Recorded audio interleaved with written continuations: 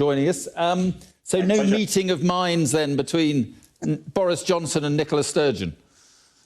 Well, it's been quite an afternoon for Boris, isn't it? Booed by the people of Scotland, cold-shouldered by his own Scottish Conservatives, and given the right good talking to by the First Minister of Scotland. It's been a disastrous trip northward for him, and I think he knows now, if he didn't know already, that Scotland rejects his no-deal buffoon's Brexit, and Scotland also has a big issue with him as Prime Minister. We just don't take to this public schoolboy blustering buffoonery that he seems to put on. So I'm sure he's going back down the road tonight thinking, God, when am I going to have to come back to Scotland again, because it's been a really, really bad day for him. Well, I think he knows where he stands, but you must applaud the new planning for a no-deal Brexit. You know, an extra £1 billion preparing for a no-deal Brexit. You must welcome that.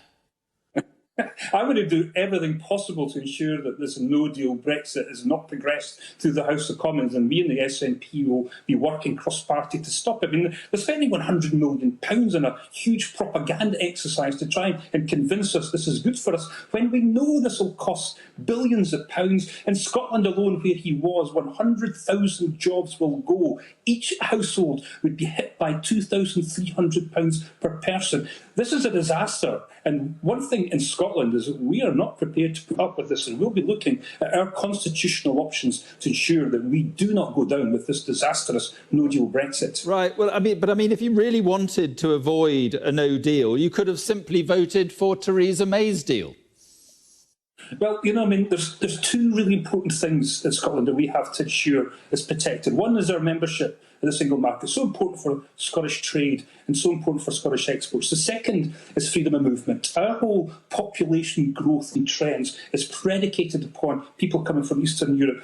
I could never support a deal that had part of it at its core this idea that our young people in Scotland would be left marooned on Boris Island, where they can't have the same rights of freedom that I had in my generation. But there's no way I'd support that. Now, if he comes back with something which is, let's get single market membership, which all the headlines have ripped up, let's have a talk about this. Right. But I don't even think he himself is serious about trying to secure a deal now. Right, but this talk of, you know, another independence vote, I mean, do you really want to join the euro? Do you want to, you know, join ever closer political union?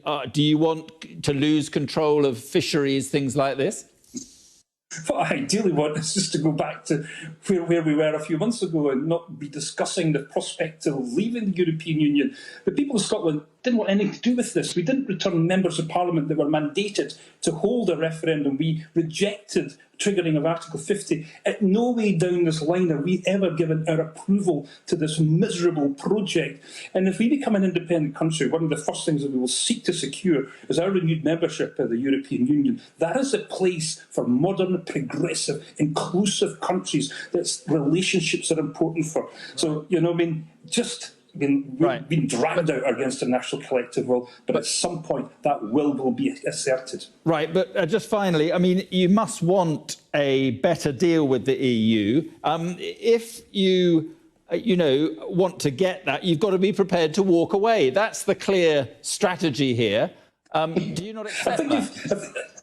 I think you've misunderstood the mood in Scotland. We're not walking away from anything when it comes to our European Union membership. We are defiantly being dragged out against our national collective will. And at some point, the Scottish people are going to have to decide, do we go down with this disastrous buffoon's Brexit, or do we as a nation determine our own relationship with the European Union? More and more, I'm beginning to become clear that the people of Scotland will most certainly decide on the latter. All right, Pete Wishart there.